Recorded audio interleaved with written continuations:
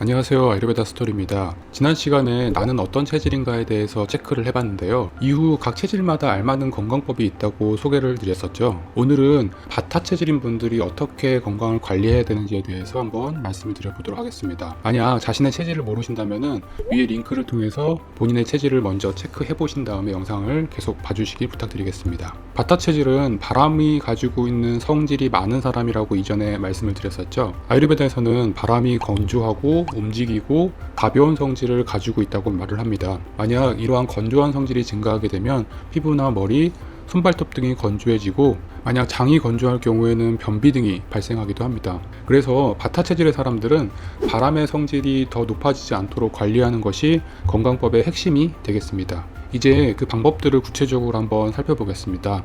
첫 번째로 바꾸면 좋은 식습관입니다.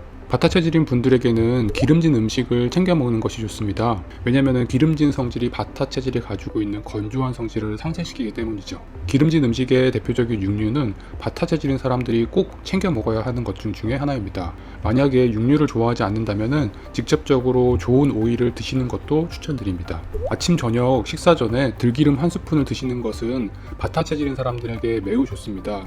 이는 변비도 줄여줄 뿐만 아니라 평소 가스가 차는 것도 줄여줍니다. 이때 중요한 점은 소화력이 안 된다면 그 드시는 양을 줄여야 한다는 것입니다. 소화가 안 되는데 억지로 기름진 음식을 먹는 것은 오히려 아유르베다 입장에서는 독이 된다고 이야기를 하죠.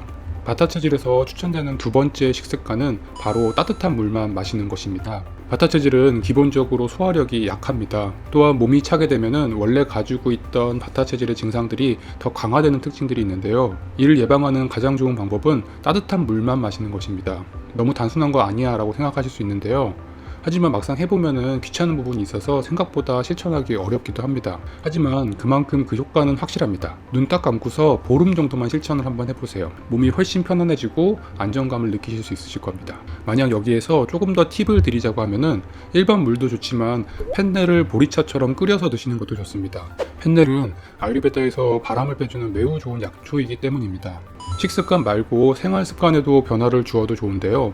바로 반신욕과 오일 마사지를 하는 것입니다. 앞서 식사법이 먹는 것을 통해서 따뜻한 성질과 기름진 성질을 높이는 방법이라면 반신욕과 오일 마사지는 몸으로 그 성질을 높이는 방법이라고 보시면 좋겠습니다.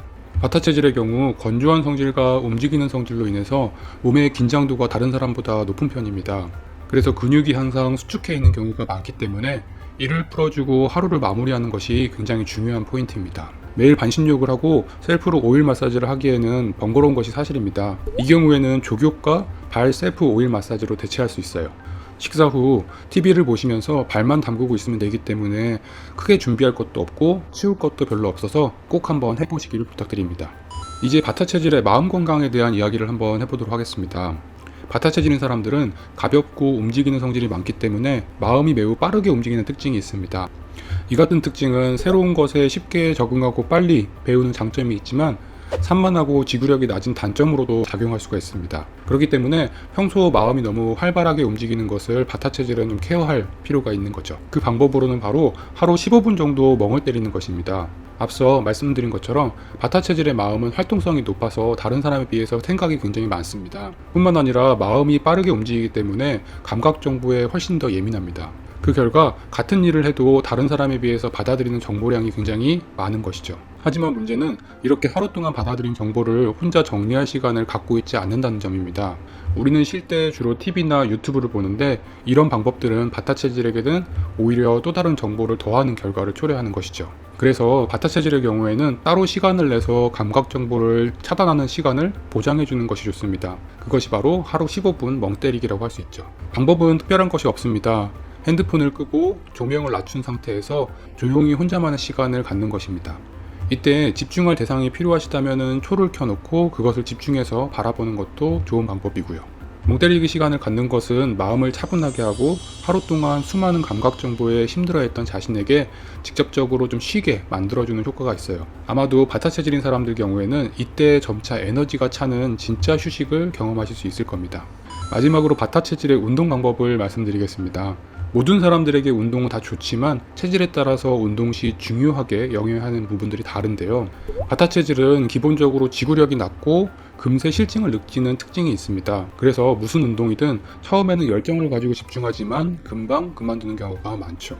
그래서 운동을 할 때에는 꼭 규칙적인 계획을 세워서 하는 것이 매우 중요합니다. 운동을 통해 부족한 지구력을 키우는 연습을 하는 거죠. 단순한 걷기 운동도 좋습니다. 무슨 운동이든 내가 마음 내킬 때 하는 것이 아니라 요일과 시간을 꼭 정해서 규칙적으로 하는 것이 바타 체질에게는 굉장히 중요합니다. 만약 여러 가지 운동 중에 꼭 하나를 추천한다고 하면은 저는 요가를 추천드립니다.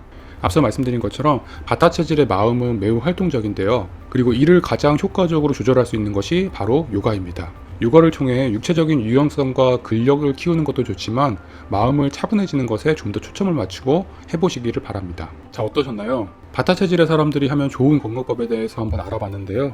정리하자면 식습관으로는 기름진 음식 또는 오일 한 스푼 정도 먹기, 뜨거운 물 마시기가 있었고요. 생활습관으로는 족욕이나 반신욕 그리고 오일 마사지 하기가 있었습니다. 또한 마음 건강을 위해서는 하루 15분 정도 멍 때리기가 있었고요. 운동에 있어서는 요가를 추천드리지만 꼭 그렇지 않더라도 어떤 운동이든 규칙적으로 꾸준하게 하는 것이 매우 중요하다고 말씀드렸습니다. 많은 분들의 건강 상담을 해드리면 매번 위의 내용들을 잘 따라 하시는 분들은 솔직히 거의 없습니다. 너무 한 번에 모두 다 하시려고 하기보다는 내가 실천할 수 있는 것 한 가지만 15일 정도 해보시는 것을 추천해 드립니다. 시간과 비용이 많이 들어가는 것들은 없으니까 한번 속눈새 치고 딱 15일 정도만 시도를 한번 해보세요. 분명 좀 더 가볍고 예전보다 균형 잡힌 느낌을 받으실 거예요. 이번 시간에는 바타 체질의 건강법에 대해서 알아봤는데요.